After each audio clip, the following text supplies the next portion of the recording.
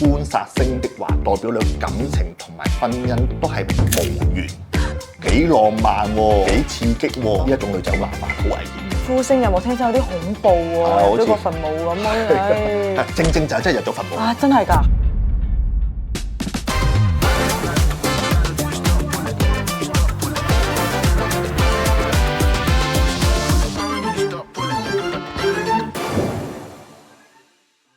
！2025年，祝大家新年快樂！財源廣進，心想事成。大家記得關注翻我呢個頻道啊，因為事關會有個新春特備嘅節目嘅。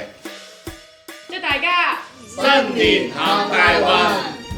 Hello， 大家好，拜拜歡迎嚟到我哋嘅頻道。師傅啊，我上一期聽到你要講晚婚裡面呢個主題咯喎，我就即刻踢走咗袁陽過嚟坐低同你學習㗎啦，已經。嗰兩條友仔，我想踢走佢好耐㗎啦。今次咪啱咯，我哋即刻嚟學習啦。咁我哋三個一齊聽下講下呢個邊啲女命我哋適合晚婚啦。咁師傅，我就想知下有邊啲女命適合晚婚㗎啦，同我哋快啲講下啦。我哋先講下第一種先啦。其實同上一集咧男命一樣嘅，又係比劫重咯。咁何謂比劫旺咧？比劫旺咧喺個命盤裏邊咧代表咗比肩同埋劫財咯。咁啊，大家可以喺個先天命局裏邊個 app 裏邊咧入翻你啲個人資料、新歷嘅出生時間、年月日時，咁就可以睇到你自己嘅命盤，會見到有啲比肩啊、劫財啦。咁啊，代表咗你自己命格裏邊咧多唔多比劫啦。咁比劫重嘅女仔有咩問題啦？同之前上一集嘅男人都一樣嘅，因為事關都會比較上自尊心重。哦，即係個性強，獨立。哦，了解啦，即係個性強，即係為之我係一個大女子主義啦，係咪可以咁樣理解？大女人咯，係咯，因為時間個性強咧，因為時間有自己主見啦、獨立啦，唔需要靠人。即係覺得我自己就得啦。係啊，嗰啲女仔咧比較霸道啲咯，甚至乎有啲野蠻添。啊，咁誇張啊？你有冇啦？有少少咁咯。比劫重呢個女仔咧的話咧，佢比較實際型多啲。即係唔中意啲虛嘅嘢。唔需要即係氹啊，或者啲好唔實際嘅嘢啊，甚至乎太過浪費嘅嘢啊，甚至乎即係嗰啲無謂嘅啫，佢都覺得唔需要啊，實際型啊。即係同浪漫冇關啦。冇關。咁師傅啊，對於嗰種知道自己係有啲強勢嘅嗰種女仔，你有咩建議俾佢咧？呢種女仔的話咧，如果比較上遲婚會比較好啲嘅，因為事關咧佢30歲之前咧有種不可一世嘅性質啦，甚至乎個性硬頸執着嘅，所以變咗太早婚的話咧，佢都會比較上婚姻不美啊，或者甚至乎難以揾到一啲佢自己啱心意嘅男仔嘅。所以30歲之後個人成熟啲啦，將自己執念咧放翻低啲，甚至乎要求又放翻低啲，比較上會容易長久啲，甚至乎婚姻咧都會美滿。哦，即係稍為收少少自己嘅性格同埋人性咯。係個執念咧，反而會對自己咧係唔係一個好處。係咯，即係自己都好辛苦嘅其實。係啊，係咯。咁我哋有冇第二種？第二種女仔咧係雙食重啊。咁咩叫雙食重咧？喂，雙食重咧，其實喺個命盤裏邊咧係我嘅日元係新嘅嘢咧係好多。咁我新嘅五行的話咧就代表雙食嘅情況啦。咁啊，變咗雙食多嘅女仔的話咧就會克官煞啊，官咪即係老公咯。哦，官煞代表老公。係啊，七煞都代表老公㗎。哦，係啊，雙食重咧就會代表女命咧就會容易感情不穩定咯。咁師傅啊，咁雙食重嘅女仔一般係咩性格咧？雙食重嘅女仔咧會比較上任性啦，係啊，刁蠻啦，甚至乎有種不羈嘅情況。即係佢覺得好似講緊我，即係野性啲啦，甚至乎有啲任性添。哦，即係比較崇尚自由，或者甚至乎係啊，唔係太過循規蹈矩，係啊。所以如果呢種女仔的話咧，譬如拍緊拖嘅時候咧，覺得男朋友有 OK 嘅，但係太過管束佢，甚至乎太過管制佢，成日都要見面的話，一個禮拜見7日的話咧，佢頂唔順嘅。係啊，就係我啊，我就係頂唔順。咁係咪有啲女仔佢更加中意享受拍拖嘅感覺，即係唔係咁想結婚咧？係啊，因為雙食重咧，其實嚟講咧都有種不羈嘅意思。所以呢一種女仔裏邊咧，其實比較遲啲結婚會比較好啲，因為事關佢後生嗰陣時，咩都試過晒啦，咩都玩過晒啦，咁啊變得佢就咁可以穩定落嚟嘅時候咧，就會穩定㗎啦。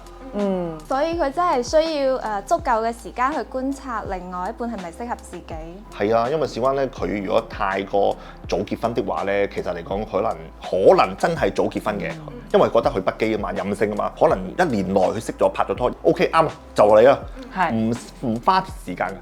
但係就係因為咁嘅情況之下咧，就好容易離婚。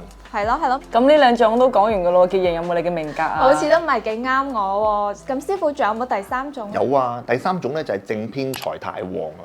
咁何為正偏財太旺咧？嗱，大家可以喺個八字命盤裏邊咧輸入資料咧，見到正財同埋偏財都會係代表咗咧你個財星算唔算太旺？如果多過3粒就會太旺啦。哦，嗱，如果財星太旺的話咧，會有啲咩問題咧？就會係令到咧官殺星咧就會變咗啦。個官殺變咗咧，佢係點變法啊？嗱，如果財星咧個五行咧係土的話咧，會土厚金埋。因為頭先講過啦，因為想財星太多，會令到嗰個官殺星會變質噶嘛。土厚金埋咧，代表咗個感情咧係唔容易穩定，甚至乎難以結婚嘅。另一種的話咧，如果個財星咧個五行咧係屬水的話咧，咁會係水蕩木漂咯。咁因為水會生木啊嘛，木就係個官殺星，咁啊會水蕩木漂，會成日都會有拖拍，但係會分手。即係好多桃花，但係都唔係嗰個。係啊，所以變得你要睇翻佢嗰個財星係咩五行，會令到佢嗰個官殺星會變質咯。咁咪真係呢種命格嘅女仔，佢感情就好唔穩定咯。係啊。即係，但係都幾好啊，好多拖拍㗎喎。哇，拍得多都煩啦，所以變得咧喺會嗰個30歲前咧，會其實咧有種拍拖拍散拖，或者甚至乎感情咧會離離合合呢種情況。所以變咗30歲之後啦，咁啊30歲之後咧個人都會成熟啲啦，甚至乎感情上咧都會比較上穩定啲。即係都係要等到自己玩夠啦，收心啦，或者係遇到嗰個人啦。都唔係玩夠嘅，因為事關佢都唔想嘅。即係譬如，即係佢自己都唔想，感情上會有種離離合合好煩噶嘛。即係拍拖分手，拍拖分手。咁因為事關去到30歲之後行翻個日柱。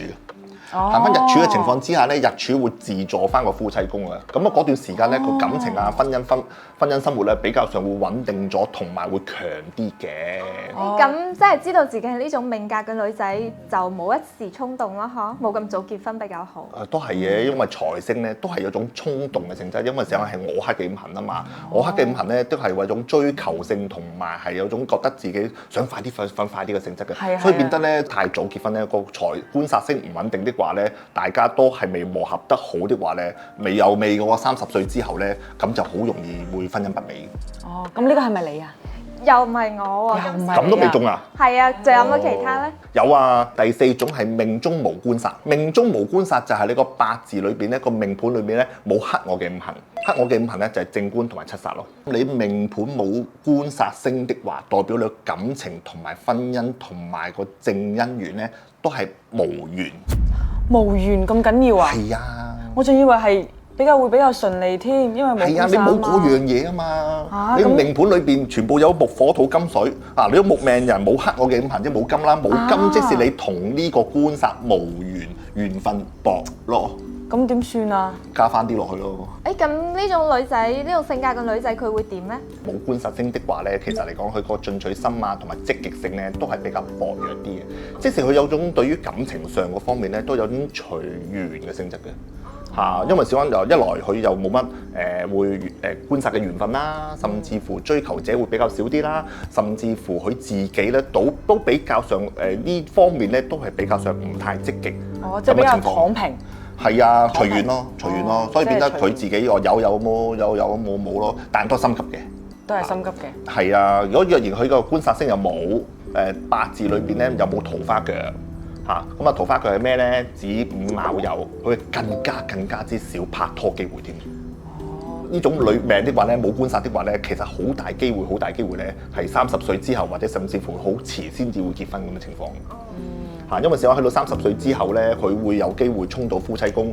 之前我哋都講過啦，日柱裏邊嘅日支係屬於夫妻宮啊嘛。如果係逢衝的話咧，咁啊感情上會有機會發生，有機會啫喎，未必一定結婚嘅喎，咁咯。即係可能就有啲就可能運氣好啲，就拍一次就已經結婚啦。係咪有呢啲機率嘅出？咁都幾好喎。拍一次結婚嗰啲咧就注定㗎啦。咁師傅話呢女仔如果佢話想早啲結婚啊，咁佢有咩辦法可以有辦法係有辦法，因為始終咧喺個八字命理裏邊咧，其實嚟講都係講五行物嘅。另外咧，因為事關佢係缺咗嗰個五行，譬如佢個命盤裏邊係缺金嘅，即係代表缺官煞啦。咁啊，佢個感情運係比較上薄弱嘅。咁喺可以帶翻啲金器、金飾喺個手裏邊或者頸鏈裏邊咧，加強自己嘅五行物，令到自己個官煞星會係自己去加翻咯。咁就會個感情運，甚至乎拍拖機會咧都會多啲。不過嗱，本身個命盤裏邊咧係冇官煞星嘅，即係冇金啊，係比較上難以穩定嘅，所以變咗有感情發生同埋有機會的話咧，自己都要把握同埋去爭取多啲嘅。即係有時有男仔出現嘅，俾主動下咯。有時有啲女仔未必一定要等人去追嘅，自己主動下都好嘅。係嘅，係嘅。咁係咪你咧？咁啊，有啲似我噶啦，已經。咁我哋聽師傅繼續往下邊講啦。好啦，之後仲有一種咧，就呼聲入墓。呼聲入墓聽真有啲恐怖喎，入咗個墳墓咁樣。正就係真係入咗墳墓。啊，真係㗎？係啊，喺八字命盤裏邊嘅地支有4個地支咧係屬於土氣嘅，叫辰戌丑未呢4個土氣。咁呢4個土氣裏邊主氣咧唔係呢個官煞，但係嗰4個土氣嘅餘氣咧係呢個官煞星，咁啊代表咗咧係藏咗喺地底度，即係喺下邊埋咗喺地底。係啦，唔顯露咯。唔顯露即係難以得到咯，係啊，所以變咗如果孤星入墓嘅女命的話咧，如果佢又多呢個土氣個八字裏邊4個地支裏邊又多土氣，又冇桃花腳的話咧，佢個感情運甚至乎拍拖機會咧少之又少，即係有啲似孤獨終老咁嘅感覺。就未必嘅，我哋都仲有解救方法㗎嘛。八字嘅嘢唔係整定嘅。係咯。孤星入墓咧比較上會感情上比較上平淡啲啦，感情又唔豐富啦，甚至乎唔係太主動咯。你知啦，如果啲女仔裏邊返工放工都係同一個位置，跟住返屋企就宅喺屋企，你話何來會多感情發生咧？係啊，咁所以變咗呼聲入墓嘅女仔咧，都係比較上屬於一啲宅女嘅性質嘅。係啊，咁呢啲係咪應該要稍為要往出邊走走啊？可能會好啲咧。呢類嘅女仔反而要多啲主動，同埋要知道你個命盤嘅喺感情呢一方面嘅缺點咯。咁啊，所以變咗呢一種女仔的話咧，生活上比較乏味啲咯。所以變咗係有拖拍嘅時候咧，有啲要求啊，有啲情趣啊，即係唔好咁求其。係啊。所以呢種性格嘅女仔咧，佢應該盡快知道自己係呢種命格，然之後作出一啲改變。係啦，所以性格決定命運嘅，所以變咗改善自己、改變自己，都可以令到婚姻多啲機會同埋美滿嘅。係嘅，係嘅。咁我哋上一期講咗男仔適合晚婚嘅命格有6種啦，咁女仔係咪都有6種嘅咧？其實都係啊，第6種就係個女命咧係官煞混雜咯。哦，咩叫官煞混雜啊？官煞混雜亦就係個八字命盤裏邊咧又有正官又有七煞，咁啊代表咗佢太多官煞嘅性質的話咧，佢有啲左顧右盼，甚至乎揸唔定主意嘅性質嘅，主意有啲飄忽，佢又唔知揀邊一個好。